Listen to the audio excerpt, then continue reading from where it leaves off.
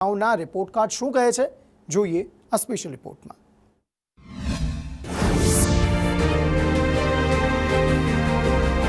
આ છે ગુજરાતના મજૂર, પરસેવાથી રેબઝેબ, કલાકોના કલાકો જીવના જોખમ સાથે, ક્યારેક ભારે ભરખમ મશીન નીચે તો ક્યારેક લોખંડ જેવા ધાતુ સાથે પોતાના શરીર બાળતા મજૂરો। આ લોખંડનો વેલ્ડિંગ કરનાર વેલ્ડરને જુઓ, માથે હેલ્મેટ પહેરી તે મશીનથી બે ધાતુને જોડે છે, ત્યારે તેમાંથી થતા તણખા ક્યારેક તેના કપડા પર પડે છે। તેના કપડા પર અનેક છેદ પડી જાય તો આંખો અંગારા જેવી લાલ, તો કોઈક આ ભારે ધાતુને ટીપતો જાય છે અને એ જ ધાતુ ભવ્ય ઇમારતોને ચકાચૌંધ બક્ષે છે। આ મજૂરોની આંખોમાં થાક છે, પણ એક ઉમ્મીદ પણ કે આ જ મહેનતથી તેમના પરિવારના પેટ ભરાશે। વિધાનસભામાં મજૂરોના 12 કલાકના કામના બિલ પેપરો પર બનતા રહે, પણ તેઓ તો 15 કલાક કામ કરવા પણ તૈયાર છે અને કરે જ છે। એમને તો એસી ચેમ્બરમાં બેસીને આ નેતાઓએ બનાવેલ કાયદાની જાણ સુદ્ધા નથી હોતી। ગુજરાત સરકાર નવો બિલ લાવી, ફેક્ટરી બિલ 2025, જે પ્રમાણે કારખાનામાં શ્રમિકો સપ્તાહના 5 દિવસ 9 કલાકની જગ્યાએ 12 કલાક કામ કરશે અને 2 દિવસ આરામ। એ તોતિંગ ઇમારતોની ચમક, રાજ્યના વિકાસના એન્જિનને ગતિ, એ નાનકડી એવી ચાલીમાં 10 બાય 10ની અંધારી ઓડીમાં પડ્યા રહેતા એ કામદારોના બટશર્ટ ઘસાઈ ગયેલા, ફરફોલા પડેલા હાથમાંથી આવતી હોય છે। એ કામદારોને ખબર છે કે તેમના કામના પરિણામે સર્જાતી ચકાચૌંધમાં તેઓ ક્યારેય પગ નથી મૂકી શકવાના, પણ તેમ છતાં પેટીયું રળવા માટે તેઓ મથ્યા કરે છે રાત દાડો। આજે એ જ મજૂરોના હાથની વાત કરવી છે, જે હવે 9 કલાકની જગ્યાએ 12 કલાક કામ કરશે, સપ્તાહના 5 દિવસ એટલે કુલ 60 કલાક અને 2 દિવસ આરામ। પણ સવાલ એ પણ થઈ રહ્યો છે કે એમના કામના કલાકો નક્કી કરનાર એ મંત્રીઓ, એ ધારાસભ્યો પોતે કેટલા કલાક કામ કરે છે, એમનું રિપોર્ટ કાર્ડ શું કહે છે? અને સવાલ એ પણ ઉઠી રહ્યો છે કે આમાં વાસ્તવમાં વિકાસ કોનો છે અને કિંમત કોણ ચૂકવશે? નેતાઓ જ કામના કલાકો વધારવાના ફાયદા ગણાવે અને ગેરફાયદા ગણાવે, પણ મજૂરોને તો પૈસા જોઈએ છે। સુવિધાઓ અને અંગત જીવનનું બેલેન્સ જેવી વાતો ક્યાં તેમની ડિક્શનરીમાં હોય છે? बिहार से। बिहार से। आपका नाम क्या है? श्रीराम प्रसाद। अच्छा, आप यहाँ कितने टाइम से काम करते हैं? अभी तो 2-2.5 महीना होगा। 2-2.5 महीना हुआ। अच्छा, तो ये आप वेल्डिंग का काम करते हैं? जी। अच्छा, आप कितना घंटा काम करते हैं दिन में? दिन में 8 घंटा काम होता है, चाहे 12 घंटा काम रहता है तो 12 घंटा होता है, नहीं काम रहता है 8 घंटा होता है। और हफ्ते में कितने दिन होते हैं? हफ्ते में 6 दिन होता है, 1 दिन छुट्टी रहता है।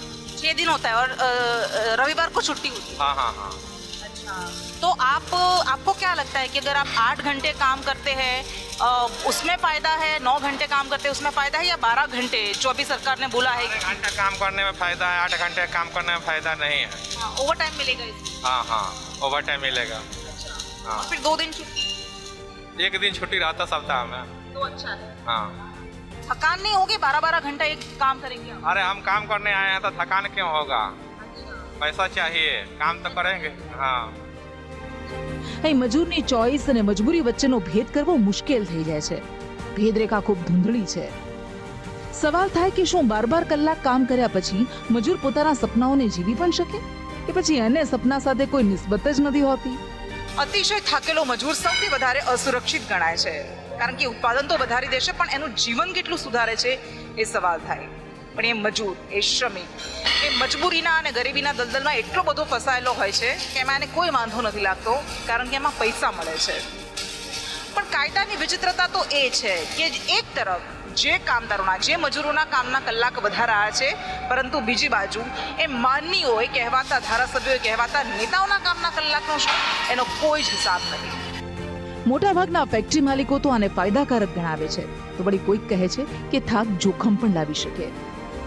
ઘણી જગ્યાએ જરૂરી છે કે ભાઈ કંપનીમાં માણસો 8 કલાક કામ કરતા હોય, 8ની બદલીમાં 12 કલાક કામ કરે તો એમને વર્કર પેટે પૈસા વધારે મળે, પણ સામે કંપનીને એ બી જોવાનું છે કે 8 કલાકની બદલીમાં 12 કલાક કામ કરશે તો માણસ બીજે દિવસે થાકી જશે, તો કામ કરશે કે નહીં કરે એ જોખમ હોય છે। પછી ઓ ટાઈમ કામ કરવામાં શું છે કે કંપનીના માલિકો તો બધા 6 વાગે એટલે જતા રહે, પછી માણસ જે કરતા હોય એની પર ડિપેન્ડન્ટ રહેવું પડતું હોય છે। પછી બીજે દિવસે બી એ જ રામાયણ હોય કે સવારે આવે માણસ તો થાકેલો જ હોય, કામ કરી શકે, 12 કલાક મહેનતવાળું કામ હોય તો ના થાય, પેકિંગમાં અને નાના કામમાં ચાલી જાય, ફિલ્ડ વર્ક હોય તો ચાલે। બાકી લોખંડના કામની અંદર માણસો ચાલે નહીં, એ 8 કલાકથી વધારે કામ ના કરે.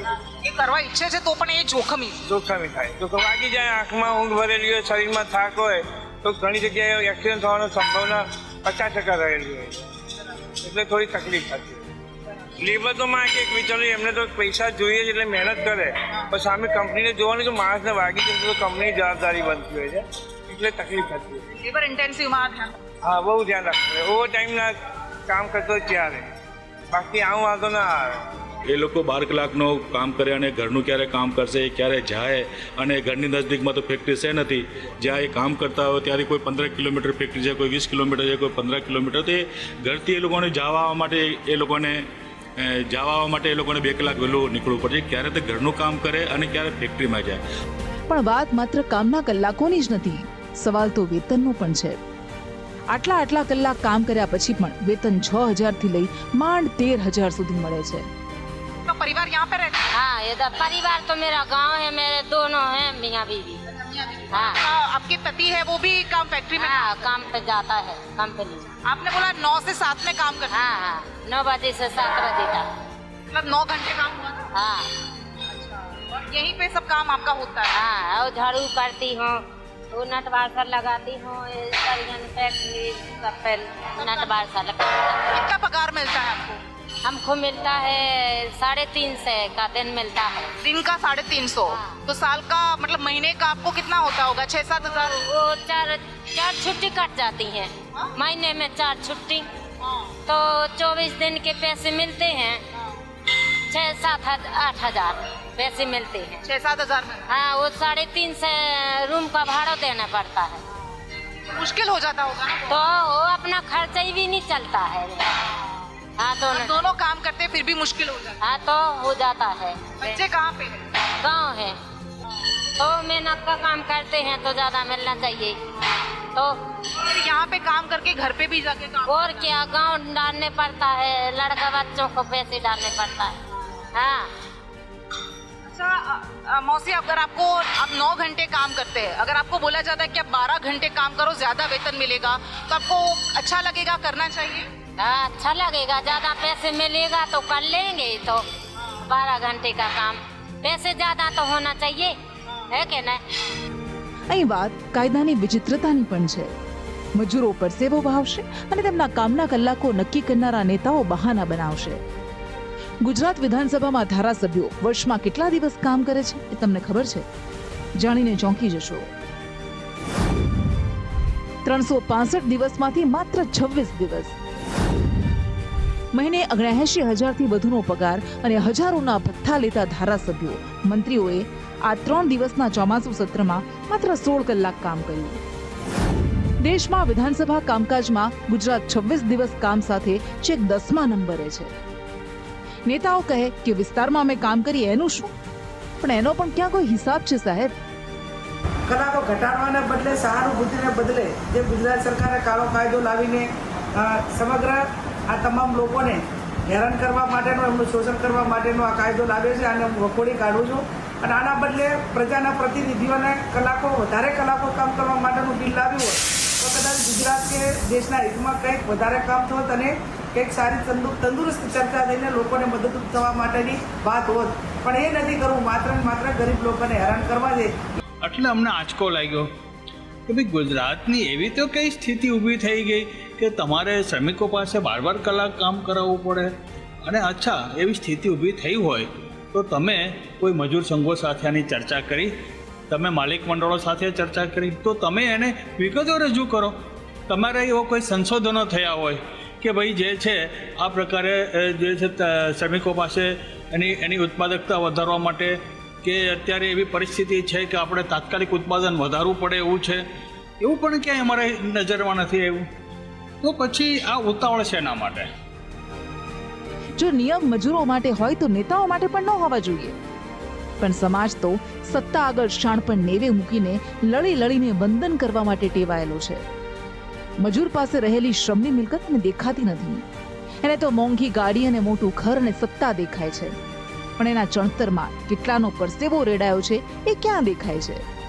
ક્યાં એને દેખાય છે ભઠ્ઠીઓમાં રાખ થઈ જતા મજૂરો? અને એટલે જ જેને એ વંદન કરે છે એની બેઈમાની કે નિષ્ક્રિયતા